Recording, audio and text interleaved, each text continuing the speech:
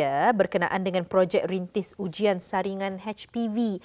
Yang belum kita ni tahu apa artinya. Jadi anda sabar, kita ni kan menemu bual dua narasumber kita pada pagi ini untuk kita berbincang lebih lanjut. Kita akan bersama dengan Yang Mulia Dr. Pengiran Haja Rosra Haini binti Pengiran Haji Idrus dan juga Puan Haja Siti Aisyah binti Haji Damir. Assalamualaikum. Waalaikumsalam. Apa kabarnya pada pagi ini? Sehat? Alhamdulillah sihat. Alhamdulillah sehat. Jadi kami sebenarnya dari tadi tertanya-tanya ni, apa maksud HPV, apa projek rintisan ni. Jadi mungkin untuk mukadimahnya dapat Puan terangkan apa maksud projek rintis ujian saringan HPV ini. Silakan.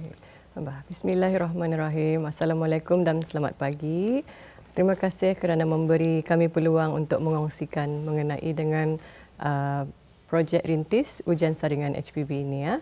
Jadi projek rintis ini bertujuan untuk mengenalkan ujian HPV ataupun Human Papilloma Virus yang akan dibuat secara berperingkat. Ujian ini merupakan satu kaedah baru bagi pengesanan awal kanser cervix yang lebih berteknologi tinggi di mana ia boleh mengesan jangkitan HPV yang berisiko tinggi sebelum ia bertukar menjadi sel-sel prakanser dan kanser cervix.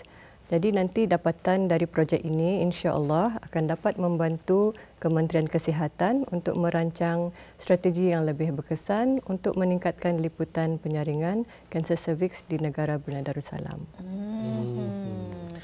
Baik, itu antara penjelasan yang mengenai dengan projek rintis ujian saringan HPV ini ya. Untuk seterusnya mungkin dapat diterangkan pengenalan doktor mengenai dengan kaitan HPV dengan kanser cervix berkenaan. Baiklah.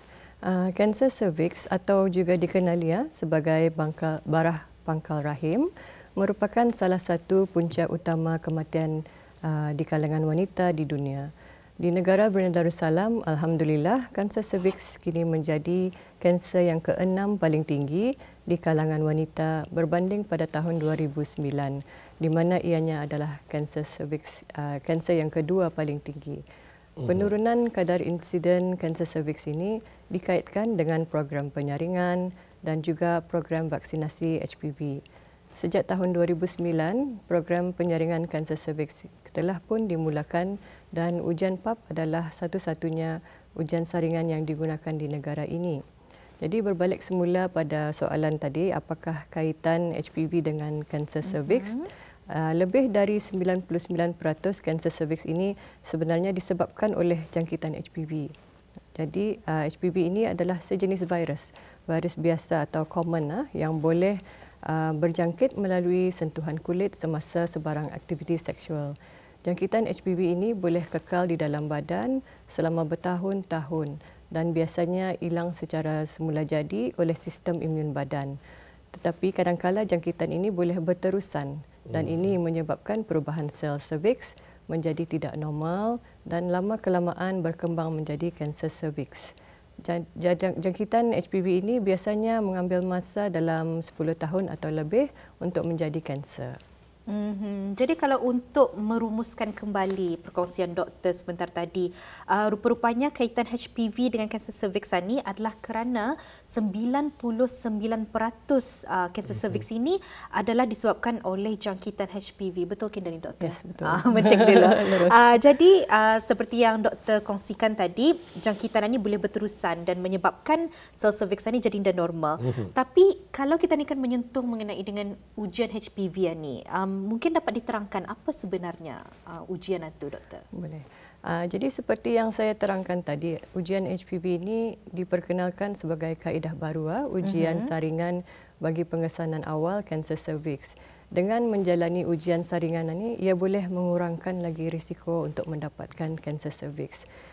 Di antara kelebihan ujian HPV ini adalah di mana pengambilan sampel itu boleh dilakukan oleh wanita itu sendiri tanpa penggunaan spekulum. Jadi bagi projek rintis ini, pengambilan sampel ujian HPV sendiri ataupun self-sampling akan diperkenalkan di mana pengambilan sampel adalah dengan menggunakan swab yang dimasukkan sendiri ke dalam saluran faraj. Seperti saya terangkan tadi juga, ujian HPV ini boleh mengesan jangkitan HPV yang berisiko tinggi ataupun high risk seperti HPV 16 dan HPV 18. sebelum ia bertukar menjadi sel-sel prakanser dan kanser cervix.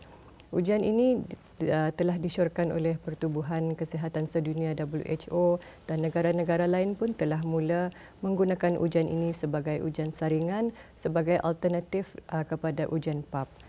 Dengan adanya ujian ini, mudah-mudahan ia akan meningkatkan lagi liputan penyaringan kanser cervix di negara Brunei Darussalam. Baik, mengenai dengan projek rintis ini, mungkin dapat dijelaskan ya, Puan, untuk kelayakan bagi menyertainya. Terima kasih. Kriteria wanita yang layak untuk menyertai projek ini sama seperti kriteria wanita yang perlu menjalani ujian PAP rutin.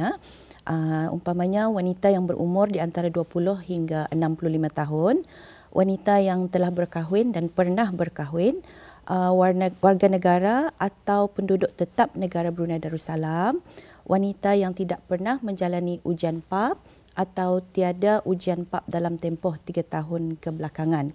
Manakala wanita yang tidak termasuk dalam kriteria untuk menyertai projek rintis ini seperti wanita hamil, wanita yang baru melahirkan dalam tempoh 6 minggu kebelakangan, wanita yang telah menjalani pembedahan pembuangan rahim secara total dan wanita yang mempunyai sejarah kanser cervix serta wanita yang perlu menjalani ujian PAP ulangan. Jadi kalau kita ni ingin merecap kembali perkongsian Puan sebentar tadi, di antara kelayakan wanita yang layak menyertai projek ini adalah wanita berumur di antara 20 sehingga 65 tahun, wanita yang telah berkahwin ataupun pernah berkahwin, warga negara ataupun penduduk tetap negara Brunei Darussalam, dan wanita yang tidak pernah menjalani ujian PAP atau tiada ujian PAP dalam tempoh 3 tahun kebelakangan. Betul. Tapi di mana Puan wanita-wanita ini dapat mendapatkan ujian tersebut? Okey, untuk projek rintis ini sahaja ada 2 pusat kesihatan yang telah dikenal pasti. Salah satunya ialah Pusat Kesihatan Berakas dan Pusat Kesihatan Pengenak Putera Rashidah Sa'datul Bolkiah di Sungai Asam. Dan projek ini dijalankan di Perkhidmatan Kesihatan Ibu dan Anak dan Perkhidmatan Penjagaan Kesihatan Asasi. Baik, apakah mereka ini, wanita ini perlu hadir sahaja ataupun perlunya ada persediaan sebelum melakukan ujian berkenaan? Okey, persediaan untuk pengambilan sampel HPV ini sama persediaannya seperti menjalani ujian PAP rutin. Sama sahaja. Antaranya ialah memastikan wanita itu dalam keadaan bersih lah. Maksudnya bersih daripada haid.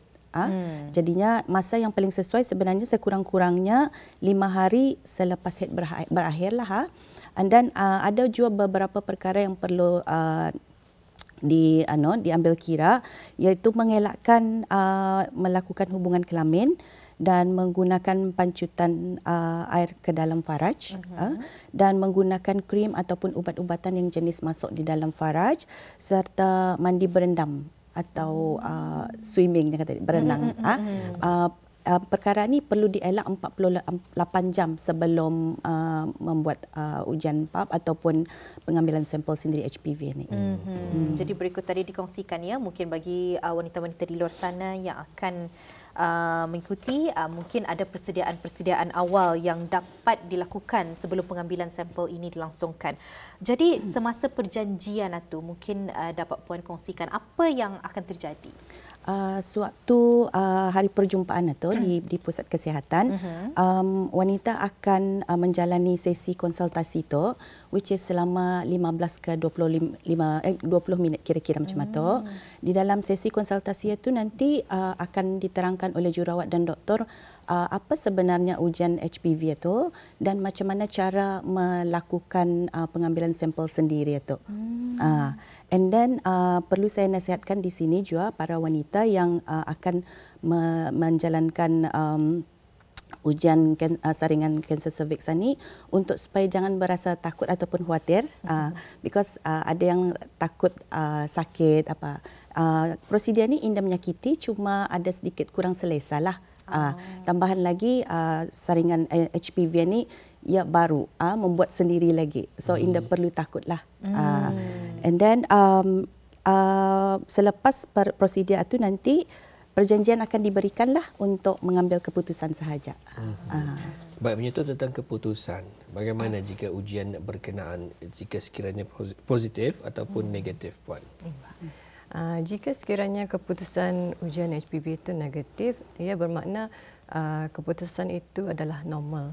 Jadi ujian HPV seterusnya adalah dalam jangka masa 5 tahun. Jadi ujian HPV itu insyaAllah akan diperlukan tiap-tiap 5 tahun sahaja. Jadi tapi kalau keputusan ujian HPV itu positif, bermakna wanita itu perlu lagi kembali ke klinik lah untuk menjalani ujian PAP. Jika tiada perubahan sel pada keputusan ujian PAP tersebut, jadi ujian HPV akan dibuat seterusnya dalam jangka masa 1 tahun. Akan tetapi jika terdapat perubahan sel pada keputusan ujian PAP, wanita tersebut akan dirujuk kepada pakar obstetrik dan ginekologi untuk menjalani ujian yang lebih lanjut lagi. Tapi jadi persoalan je ni, doktor. Diorang ni perlu kita mendapatkan vaksinasi HPV sebelum buat ujian saringan HPV ni? Selalunya ujian vaksinasi HPV ini diberikan kepada penuntut. Andang diberikan start sudahlah ada program masa school health. So itu andang part program sudahlah. Ya. Jadi adakah mereka ini yang sudah mendapatkan vaksinasi tersebut perlu menjalani ujian saringan itu lagi? Ya. Mereka masih perlu menjalani ujian saringan HPV ini sebab HPV ini sebenarnya banyak jenis. Vaksin HPV hanya melindungi dari jangkitan HPV yang tertentu sahaja seperti HPV 16 dan HPV 18 yang saya sebutkan tadi. Tapi ia tidak melindungi daripada jangkitan-jangkitan HPV lain yang diketahui juga boleh menyebabkan kanser cervix lah. Jadi harapnya daripada perkongsian doktor dan puan sendiri pada hari ini dapat lagi meningkatkan kesedarannya orang ramai jua berkenaan dengan ujian saringan dan berkenaan jua dengan HPV ini. Tapi untuk penonton-penonton kita ni di luar sana pada ketika ini, mereka ingin mengetahui maklumat dengan lebih lanjut. Bagaimana caranya? Jikalau ada wanita yang ingin makluman lanjut, diorang boleh menghubungi talian Darussalam 123 hotline. Baik, begitulah telah pun dikongsikan lebih lanjut kepada kita ni ya. Projek rintis ujian saringan HPV bukan hanya setakat bagi wanita sendiri untuk memahami, tapi juga kepada kaum lelaki juga perlu juga untuk kita ni memahami, sentiasa kita ni maklumkan juga kepada mungkin pasangan ataupun anak-anak kita ni ya yang sudah pun meningkat dewasa berkaitan dengan human papilloma virus berkenaan ya. Baik, untuk akhirnya kita mungkin dapat diserahkan juga bersama dengan narasumber kita berkaitan dengan tajuk kita pada hari ini. Jadi kami berharaplah dengan maklumat dan pengetahuan yang dikongsikan hari ini, ianya akan dapat menjadi dorongan untuk wanita-wanita yang berkelayakan untuk membuat perjanjian di pusat kesihatan yang berdekatan bagi menjalani ujian saringan kanser cervix, terutama sekali bagi wanita-wanita yang tidak pernah menjalani ujian PAP ataupun tiada ujian PAP dalam tempoh 3 tahun kebelakangan. Jadi untuk puan sendiri mungkin ada kata-kata terakhir ataupun saranan untuk wanita-wanita di luar sana, silakan puan. Saya ingin mengingatkanlah dan memberi sarananlah kepada wanita-wanita berkelayakan untuk membuat perjanjian di klinik berdekatan untuk ujian saringan kanser cervix miskin. Baik, sebelum itu juga ingin juga bertanya juga kepada puan. Saya ada juga mendengarkan juga tadi mengenai dengan kelayakan menyertai projek rintis ini. Kriteria wanitanya antaranya ialah yang berumur 20 hingga 65 tahun, telah berkahwin, pernah berkahwin dan juga warga negara atau penduduk tetap negara Brunei Darussalam. Bagaimana pula dengan mereka yang mungkin warga negara luar tapi ingin juga mengikuti projek rintis berkenaan yang mungkin pada ketika ini mereka sedang bertugas ataupun bersekolah di negara Brunei Darussalam?